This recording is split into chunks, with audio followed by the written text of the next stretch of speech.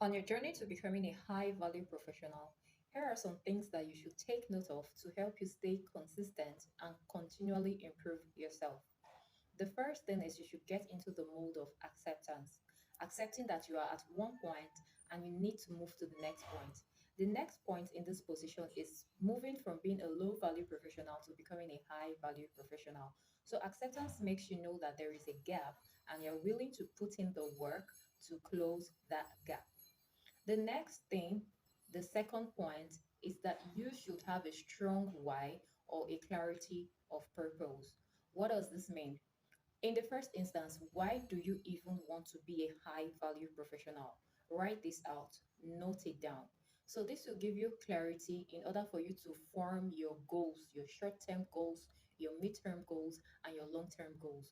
Those are the things that will keep you on track when you're planning, when you're strategizing, or when you're trying to re strategize, just in case something doesn't go as planned in the first instance. So having a sense of clarity as to the reason why you're opting to upscale or become a high value professional as opposed to where you are now helps a lot on this journey. The third thing you need to do is develop high standards and set solid boundaries. Now, to explain it simply, setting high standard means cultivating new habits, skills, and other things that will help you become a high value professional.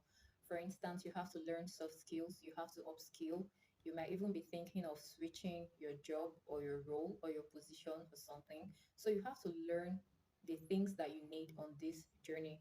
Those are standards. Standards are essentially things you are saying yes to in order to move you forward, in order to move you into your future, in order to become the high value professional you want to be. For instance, you might need to take some new courses, you might need to start networking more, and all that. Then for boundaries, those are things you are saying no to. Along the years, over the line, you might have developed some habits that you need to drop, and those habits might have some friends, places, or things that keep reminding you of them. So you have to drop those things. You have to develop the habit of saying no to those things. Those are boundaries. Boundaries are the things that keep out the things you no longer want, the things that no longer serve you and no longer serve your journey. So you need to develop high standards and set solid boundaries in order to say yes when you need to say yes and no when you should be saying no. The fourth thing is you have to get comfortable being uncomfortable.